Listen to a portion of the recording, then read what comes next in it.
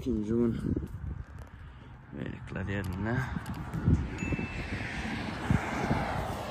Hem salam oğlanlar, kızlar. İkinci güne başladık. Ot yaktığımız ya. Çay koydum. İçer. Ondan sonra yoşadan yürers. Ayak katırı dağır ya. Невозможно ağrıyor. Şoň üçin häzir yörek gider. Bugün biz Bokurda varmaly. Şoňa yörek gidäýmegimiz gatakmal. Weli emada juklar, lukzam weli gatýar. Süýräp yörek gider. Şoňalyk dowam berekede welikde ýyda sürüp bolanok. Şoň üçin diňeňe aglanlar ikinji gün başlady. Netip bolsa birinji günden has galakly joglarym haýdyp girer. Like kommentariýalaryňyzy goýaňyz, dostlaryňyz bilen paýlaşaňyz, atýagasy del doňup dur. Ýerle turup akşamlar yeşiller soğuk bol yağış haydi vermeyin. Bu at ayağın ağırsından böyleni biliyorsunuz da velikler dur tığırlar yel azalmandır değil mi? Yo yel azalmandır normal esaslar şol şunyalık prostoy veliktir o köpüs elektronum haydi del prostoy kofi çelettik koyduk. Geliyor.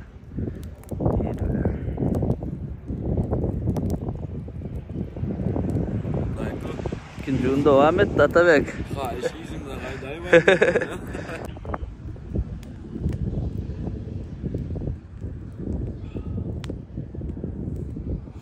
Şunu açık.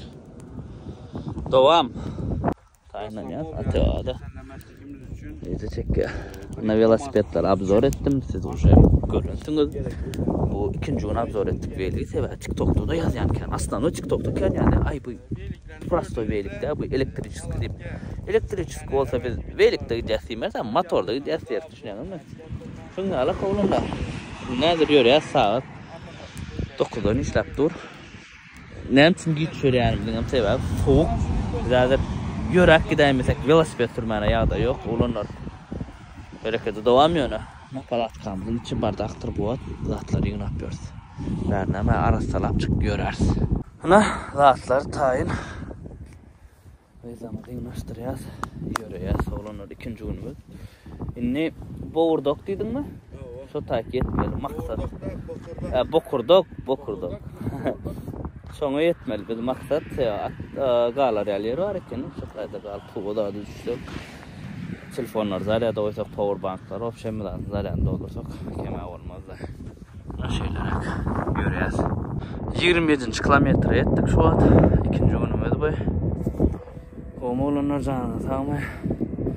Yörek gidenin ansat velosipedde gidenlerin eline ayağın gater dağıtıyor. Yörek gitsen ondan ağrına ayağın. Yörer bilemeler. Şungal yürüyen velik turup ayağım ağırandan son dün sürme sürdük de gatken sürdü. Sonra ayağım yürüyen sürüyen şeydik var ya dromdok inge saat ağır velik. Bugün 3. gün saat 12 olup geliyor bizim posttan geçtik. 3. gün hepten 3. günü yönü bizim yolu çıkardı. 2. gün olur yani bizim 2. günümüz yolu çıkardı. Hepten 3. gün. Ana şeylere kana posttan geçtik 1 kilometre olup posttan geçemedi. Tek yol uzak bugün Bokurda yetecek olmalı yeter ya. YouTube auditoriya siz için bu video doğru video dinle YouTube doğru ya başka yerlerde dinle böyle. Canın sağ olsun oğullarına şunlar. Yol iki haftalarımız çöl. Harekete devam. Düğünün veri birinci edip gün çık ya. Sereden şey deyip koyduk mınan berik. Powerbankımız günün energalyan yönü pakara hiç yıl alanok 25 olup duruna şu kampanya. Karoçi görölü işlemesi aydan alman deyip normal işlese de alın deyip aydan. Reklamı derler prosto bu şu an ulanyan powerbankımız 20 wattlık. İng erve saat berde kıyın sürmük şemal yüzün urya. Bıram yol beygalyan pese düşen. Şolana. Şun yalak. Berde menzil. Hem de haftas. Karşı vokzallar, stansiya. Şungal çöl, iki kaptığımız başka istat yok. Bizim yolla devam. Atabey'in velinin noşkut. Atabey'in velinin noşkut değildi. sereden yaman konçunluken şu yeri. Gatı o değil. Bu ağır ulu veliği götürmeyen yükümden mada bizim o elbette yönü şol yük hem götürür yani noş koymalı. Bu öz ramasından hem şey sıvarçasından hafta geldi. Şu yerden hem de ulu da. Şoň üçin biraz sebäbim näme? Sebäbi noşka kiçi. Ulu noşka oýan bolsa ýsat bolmaz. Onda men şu daha soýup koydum da. Görýärmi? Şunu ulurak noşka oýan bolsalar, şonda ýsat bolmaz. Lalla şu ýerinden de ulu da. Ulurak noşka koysam, beýikdik. Yaplanıp durdu da şondan. Buna şungalak oğlanlar. Veliğin ana ejiderini taptık. Buradan şunga veli alsanız yolu çıkacak olsanız noşkasını çalıştırın, ulurak noşka koydurup uzunrak olsun noşka dikrak durur ya yük alsanız yani. İkinci günün cemini, üçüncü gün cemliyası oğlanlar yani üçüncü gün yolumuzda.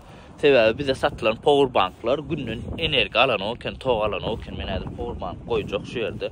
Alayman şondan.